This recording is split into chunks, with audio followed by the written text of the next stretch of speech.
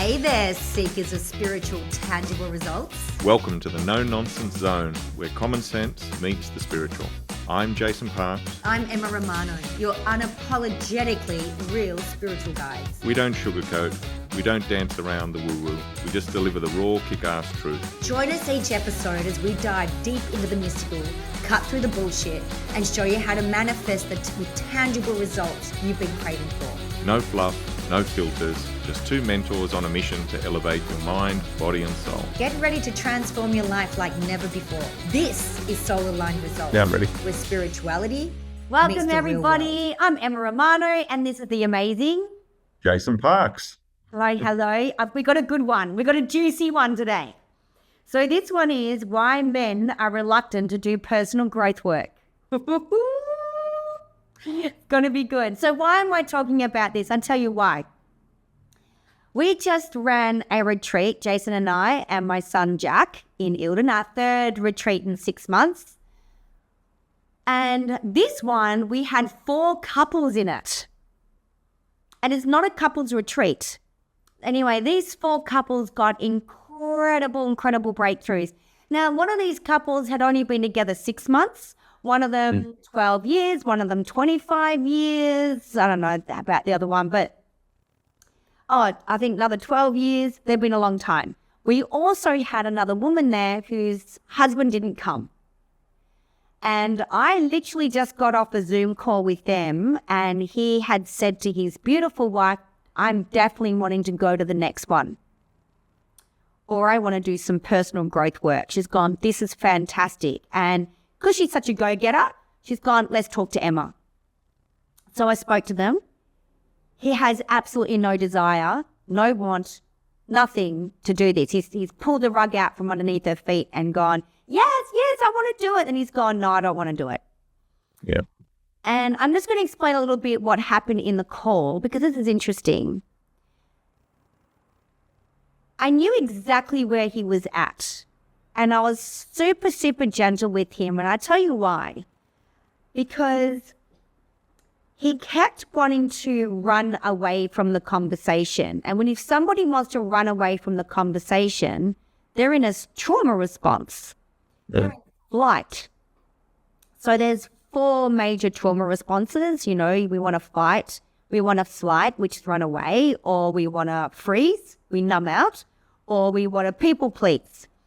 Oh, and then there's the 5th one, we get sick. So he was definitely in flight. He really wanted to run away from the conversation. He wanted away from the situation. He was backpedaling of what he had said to his beautiful wife, of wanting to go and, you know, bettering their family and everything. And I knew exactly where he was at. And so I said to him, I went, I know what's going on. I know where you're at. And he goes, well, what's going on? I said, you're in a trauma response right now, and I can tell you why. He said, why? I went, because you're in a shame spiral right now because you're just figuring it out that your wife thinks you need fixing. And he went, yes. I said, what about if it's not that you're broken, but you can be more enhanced from where you are right now? Like you can be better. We're not saying you're broken. We're not saying that you're flawed. We're saying it's even better. You can feel better about yourself than you ever have before in your life. How would that change your life? Yeah. And that's just what I put to him. And this is the issue that I get. And I'm gonna be soft with men because it's not just men. It's usually the partner that is not doing the personal growth.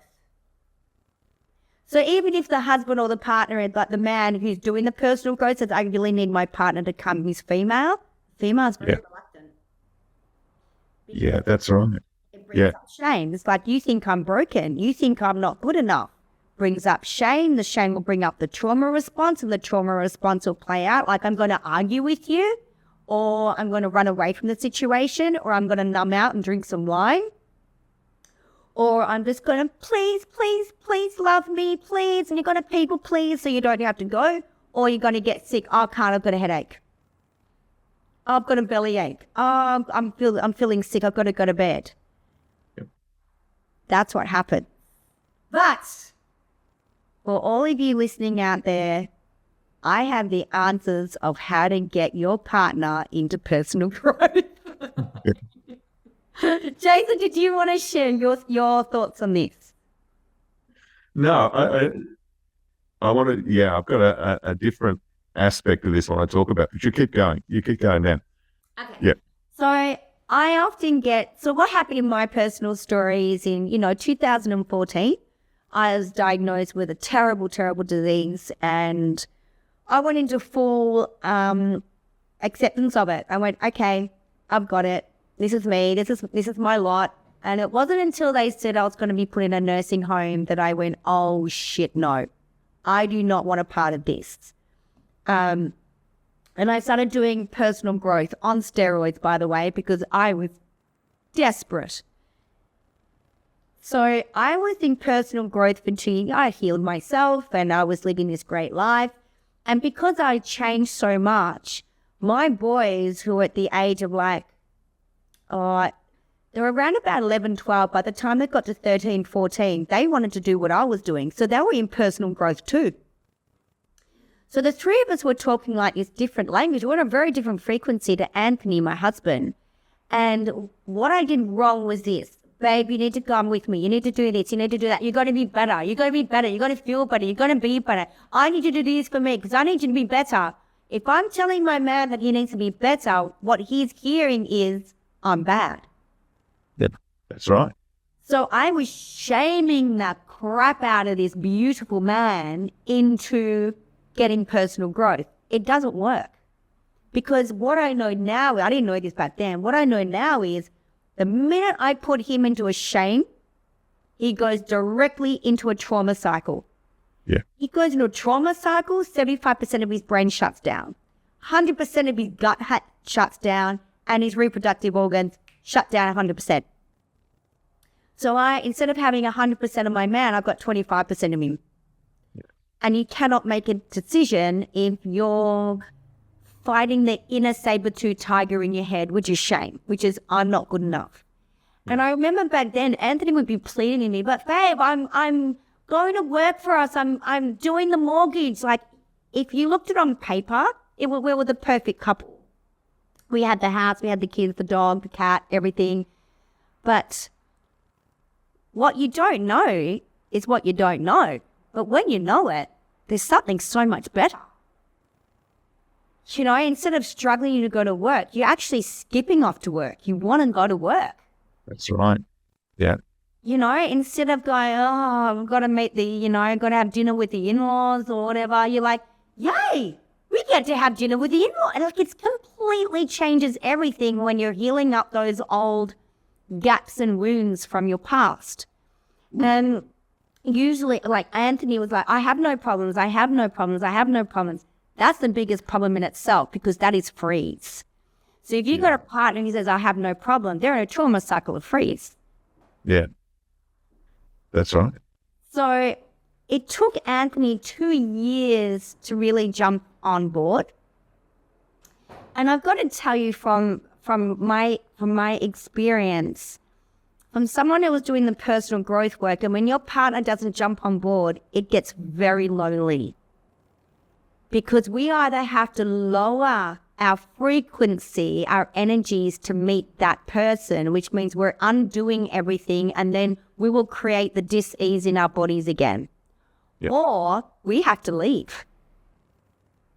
And that's what it came to Anthony and I. So I was manipulating Anthony, pleading with him, please, babe, I'm going to leave. That didn't work. Do you want to know what worked, or do you want me to keep that little secret for at the end of the podcast? You fire away.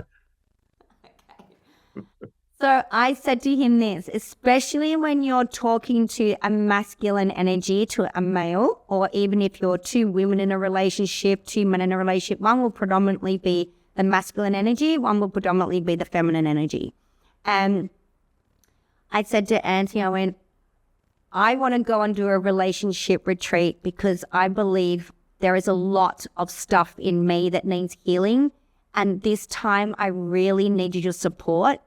And sometimes I forget what people say and I need you to remember it for me. I just want to draw attention to that. I said, women should write that down because that is a masterclass in dealing with the masculine, right? And you would unpick all those facets of that sentence. It's just like, it's all there. Yeah, that is really clever. What I did was I gave him a job. So masculine energy wants to lead. If I'm telling Anthony, babe, you got to do this, you got to do that, who's leading? Me. Yeah. All right. So by saying to him, babe, I really want to do this relationship retreat. Is it's going to be really good for me because I've got some wounds and I want you to be there for me. And, you know, they'd say so much information that I forget so much and I want you to remember it for me. He was in. He's gone, let's do it. Yeah. The only thing that we couldn't find was the money, and then my mum lent me the money. Yeah. You know, and she was amazing that way. That was, you know, when we were just getting by. And that retreat changed everything for Anthony because in the first 20 minutes, he didn't want to be there, obviously, but he wanted to be there to support me because I just kept going on, you're here for me because I need a shoulder to cry on. I need you to hold me. Yes. I need you to write notes for me. And I need, you know, if there's anything I miss for me, can you do it? And he's like, yeah, sure. So he wasn't there thinking that I wasn't shaming him in anything.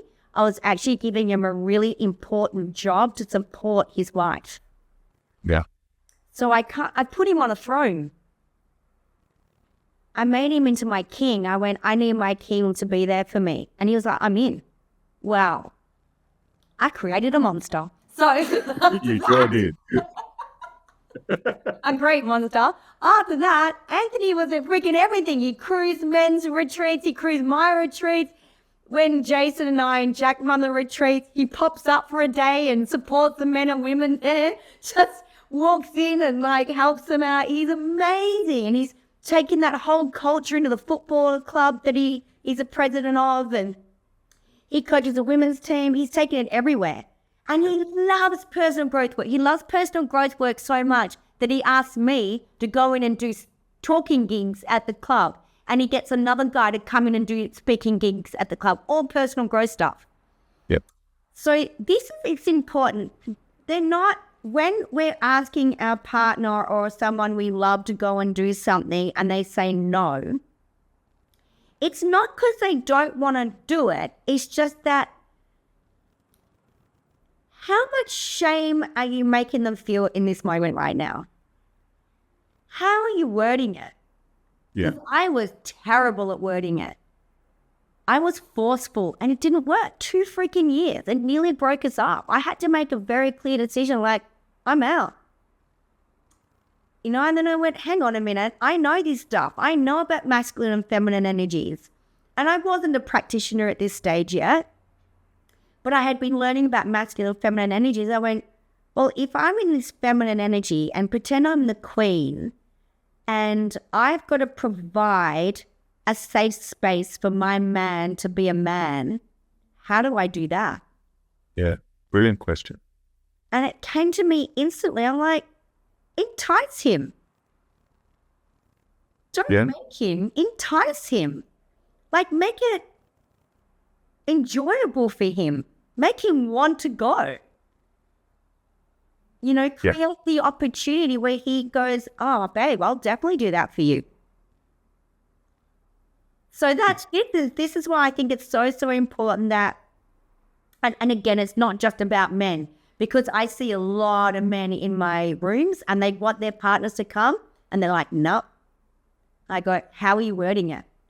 You've even got to tell your women to say, can you please come and support me? Yeah.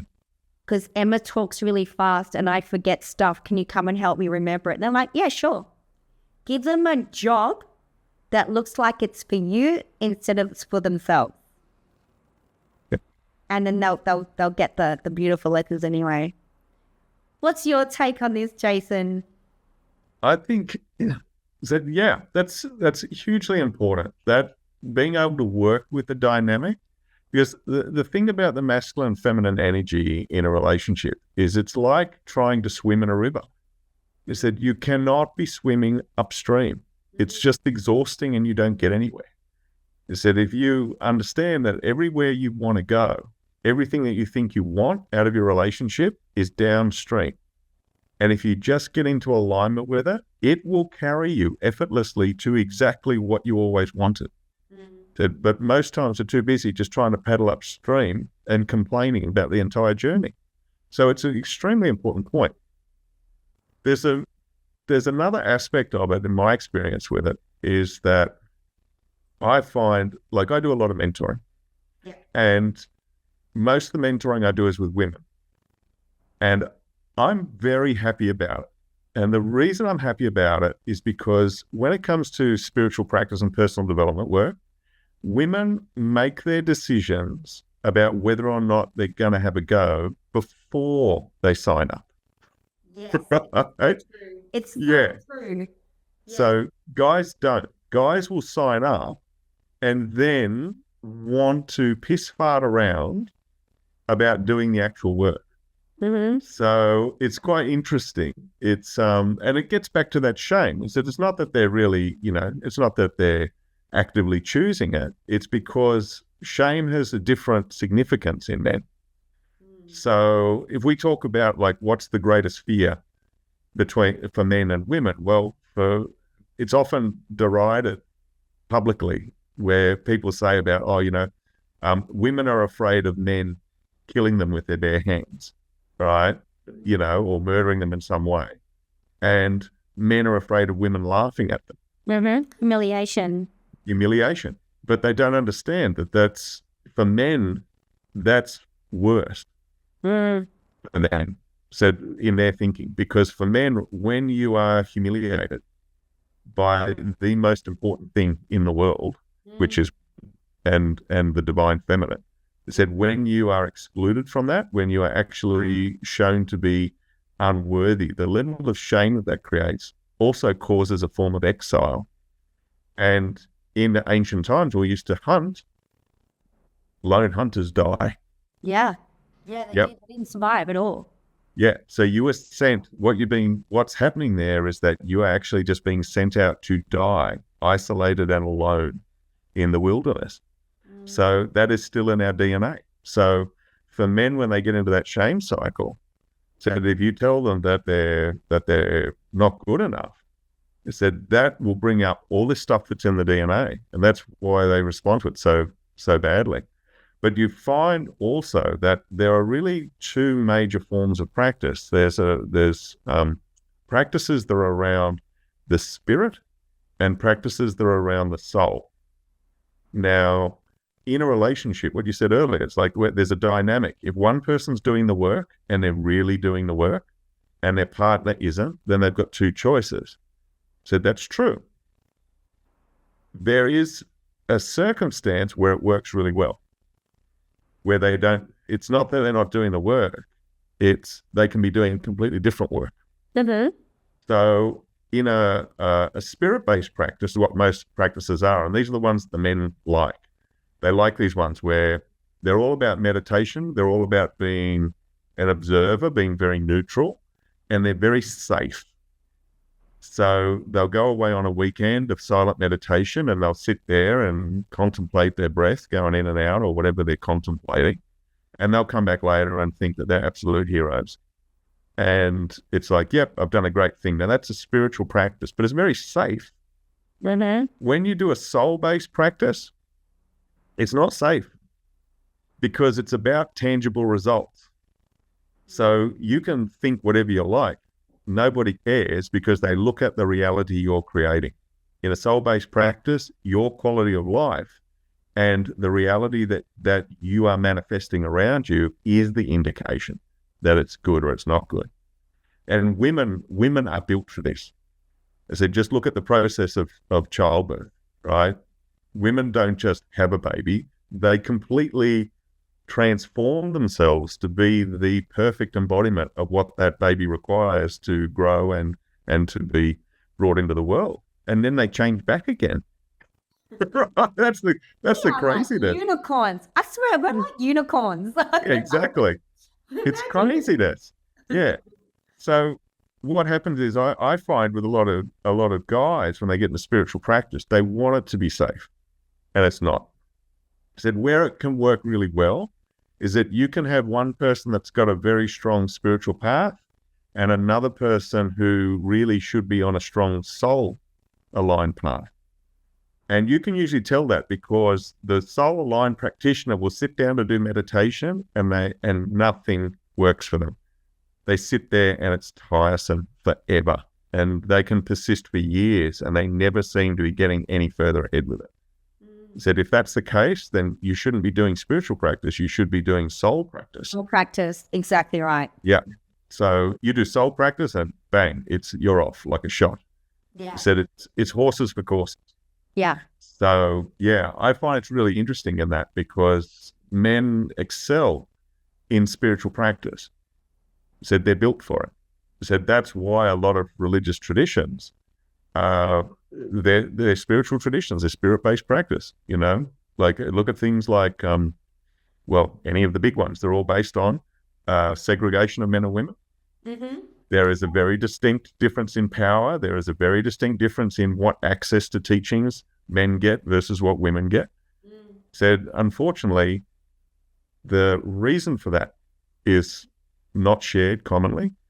And for that, all we see is the culture of it coming forward. So women are put in a lesser position without an understanding that's not a lesser position, it's a different position. So it's not in defense of it because a lot of what we see now is just rubbish. I said it's just people justifying misogynistic views. So it's not to do with spiritual practice at all.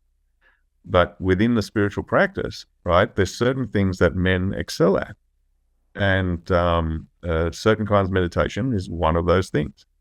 So, but for me, like I find for my work now, I started out in spiritual traditions and I kept hitting issues and again and again and again. And when I became aware of the existence of the soul as being separate from the spirit, that changed everything. Because you realize it's like, they got different requirements. You have to practice differently for both of them. Yeah.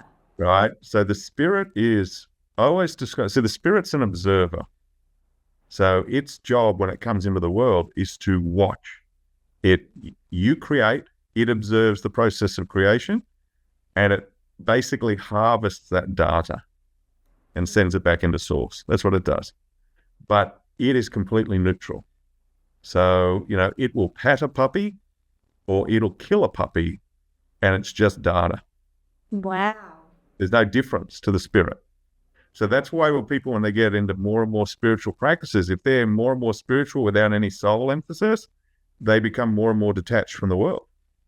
Is that Kundalini crisis stuff and all that? Like Kundalini syndrome and psychosis and stuff.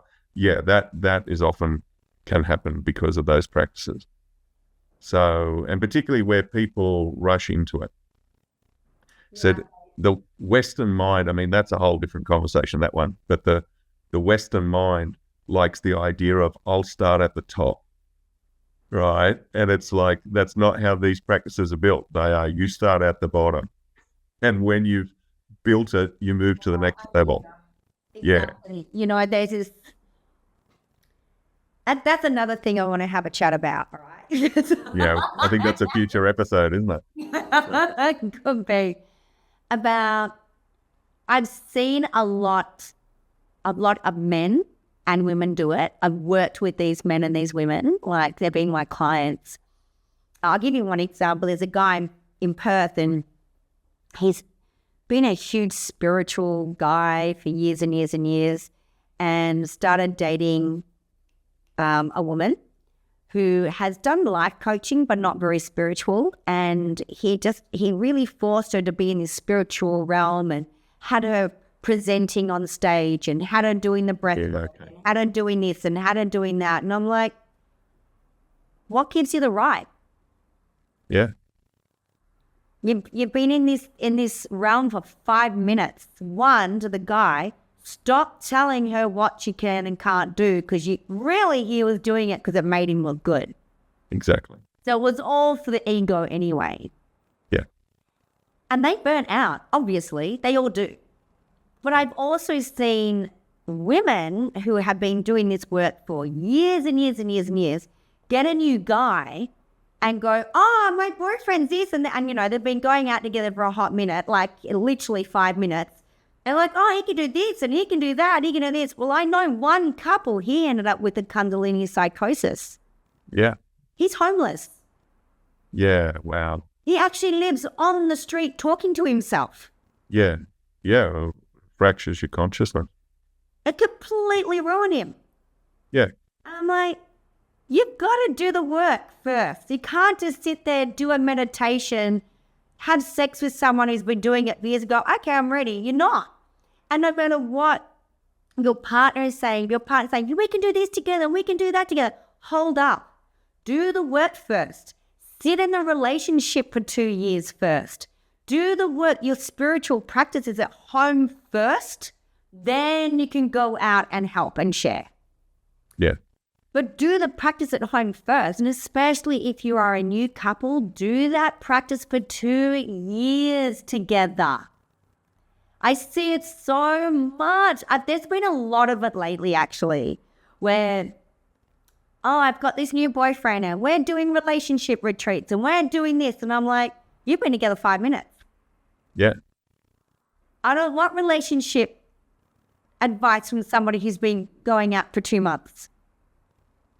No, well, they're in the honeymoon phase. So it's like, what they got to say is not really of that much value. Absolutely none. Yeah. So I think we need to, sorry, we're on a bit of a tangent there, but it annoys me. Sorry. Because I think I know why it annoys me. It's because I see it for what it really is. People want to feel important. If you want to feel important, that's your pain body. Yeah. If you don't feel important, do important things to yourself. Yeah. Do important things at home. Look after you first. Treat you well. Because if you want to feel special, you want to feel important, stop drinking wine every night. Yeah. Stop smoking. Stop looking in the mirror and talking shit about yourself. Be kind. Make yourself feel important, and then you won't have to find outside sources to do the job. Yeah. Yeah. And I think that's really important. That is soul work. Yeah. The soul work is, if you're going to really be in a relationship, a relationship that's built around personal development, and I mean that from, well, we'll say personal growth, not personal development technique or culture. Yes. Is that, yes. Very yeah. If you like the paradigm, if you like the reading the books and watching listen to the podcasts and going to the retreats and all that sort of stuff, if you love that, that's okay. No, that's great. But you got to do it at home too. Yeah. Well, that's the cultural trappings of it. Yeah. And it's one of the things, like when I was training in the Buddhist order that I was in the beginning, one of the things that I really appreciated about it was the way in which the masters used to talk about it. It was like they would often draw back to this point that it's like, oh, well, why are you asking this question? Because you would ask questions about, oh, why is this set up like this? Or why do they wear that? Or what do these beads mean? Or whatever. And they would be constantly bringing you back to the question of, are you asking this because you want to be a Buddhist, or you're asking it because you want to be Buddha? You have to know the difference. And personal growth is exactly the same. It said, if you're interested in these techniques and they support you, that's great. But if you're interested in collecting techniques so you can feel important, it's not the same as doing the work. No. Doing the work is very unglamorous. Isn't it? Yeah, it's really not sexy at all. You know, it's a lot of time. It's a lot of time going, oh, now I know where I've been fucking that up. Right? That's a lot of it. That's probably, 60% of it. Yeah. It's like, oh yeah. And this one.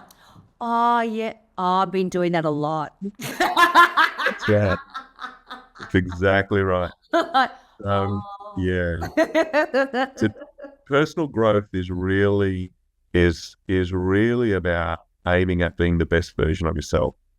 That's it. And if you want, To moment, and especially when the shit hits the fan, it's when you're in that compression point. Like the kids are screaming and the dinner's burning and you got all these bills have come in and you don't feel well. Who are you in that moment? yeah, because that's Who are you proof in of you. that moment when you've only got $5 left in the account and you got, who's that person that shows up? Because that is soul work. Yeah, Because that if is. you want to spit the dummy and you want to blame the government or you want to blame the kids or blame whoever, don't. If you can sit in stillness and calmness in that moment and still grab everybody in your family and tell them they're amazing and love them, that's the character you want to bring out. Yeah, that's exactly right. So if you really are committed to being the best version of yourself, then you have to have that agreement around the people you love. Yeah. You have to see them. You have to see them in that light, and you have to keep reinforcing that every day. You've got to get up and do it every day. I think the most important thing for couples to do is to provide, really the top thing to provide each other is safety. Yeah, because that is ultimately where relationships fail. Yeah. Is that one or both lose safety. Yeah.